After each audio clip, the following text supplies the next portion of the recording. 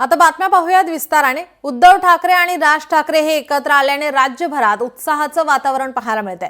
मुंबईमध्ये ठाकरे बंधूंच्या विजय मेळाव्यात मराठी प्रेमींनी प्रचंड गर्दी केली होती। राज ठाकरे यांनी या विजयी सभेतून जोरदार टोलेबाजी केली। कोणत्याही वादापेक्षा भांडणापेक्षा महाराष्ट्र मोठा असल्याचं राज ठाकरे यांनी म्हटलं आहे। शिक्षण तज्ञांना विचारायचं नाही, आमच्याकडे सत्ता आहे, आम्ही लादणार, हे यांचं धोरण होतं। पण तुमच्याकडे सत्ता असेल ती विधान भवनात, इथे आमच्याकडे सत्ता आहे ती रस्त्यावर आहे, असा इशारा राज ठाकरे यांनी दिला आहे। यावेळी राज ठाकरेंनी नेत्यांच्या शाळांची यादी वाचून दाखवली। मुंबई स्वतंत्र करता येते का याच्यासाठी अगोदर जरा थोडंसं भाषेला डिवचून बघू। महाराष्ट्र शांत राहिला तर पुढे ते पाऊल टाकू। कोणाची माय व्हॅली आहे त्यांनी महाराष्ट्राला हात घालून दाखवावा, मुंबईला हात घालून दाखवावा। आम्ही शांत आहोत याचा अर्थ गांडू नाही आहोत। अहो कोणाकोणाची मुलं इथे परदेशामध्ये शिकतायत, याद्या आहेत आमच्याकडे। त्याचं काय करणार आहात तुम्ही? आणि त्याच्यात मंत्रिमंडळातल्या एक एक मंत्र्याचं हिंदी आहे का?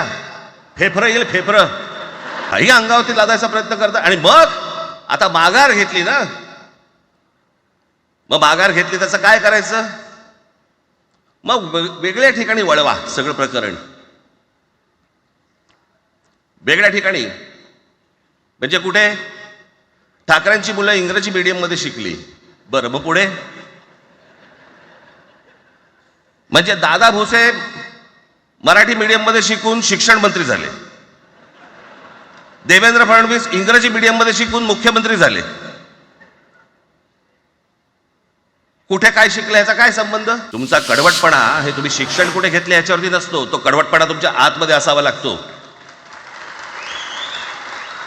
म्हणजे बाळासाहेब इंग्रजी मीडियम मध्ये शिकले, इंग्रजी वर्तमानपत्रामध्ये व्यंगचित्र काढायचे, पण मराठीचा अभिमान याच्या बाबतीत कधी तडजोड नाही केली। त्यांना मराठी आली पाहिजे याच्याबद्दल वाद नाही। विनाकारण उठसूट काय मारामारी करायची गरज नाही आणि मारायची गरज नाही।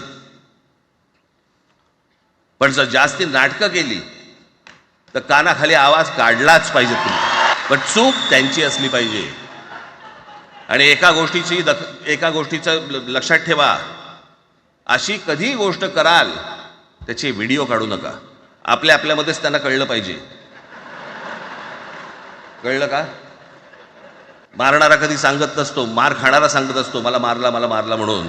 त्यांना सांगू देत, पण याचा अर्थ उठसूट कोणालाही उगाच मारायचं काही कारण नाहीये। बाकी सगळ्या युत्या आघाड्या सगळ्या कुठच्याही गोष्टी होत राहतील, महाराष्ट्र मराठी माणूस मराठी भाषा याच्यावर तडजोड होणार नाही, कोणत्याही परिस्थितीत होणार नाही। याच्या पुढे देखील तुम्ही सर्वांनी सावध असणं पण गरजेचं आहे आणि सतर्क असणं पण तेवढंच गरजेचं आहे। पुढे काय काय गोष्टी घडतील, काय काय गोष्टी होतील कल्पना नाही, परंतु मला असं वाटतं की ही मराठीसाठीची एकजूट ही कायम राहावी आणि महाराष्ट्रामध्ये माननीय बाळासाहेबांचं जे स्वप्न होतं ते पुन्हा साकारावं अशी एक आशा, अपेक्षा आणि इच्छा व्यक्त करतो। दादा भुसे माझ्याकडे आले, मला म्हणाले की आम्ही काय म्हणतो एवढं समजून तर घ्या, एवढं काय म्हणतो एवढं ऐकून तर घ्या। म्हटलं दादा तुम्हाला एक गोष्ट सांगतो, तुम्ही काय सांगता ते ऐकून घेईन पण ऐकणार नाही। आणि हिंदी कशासाठी? हिंदी कोणासाठी? हिंदी त्या लहान लहान मुलांवरती जबरदस्ती करताय तुम्ही। कोणाला विचारायचं नाही, शिक्षण तज्ञांना काही विचारायचं नाही, कोणाला काही विचारायचं नाही, बस आमची सत्ता आहे, आमच्याकडे बहुमत आहे, आम्ही लादणार। तुमच्या हातात सत्ता असेल ती विधान भवनात,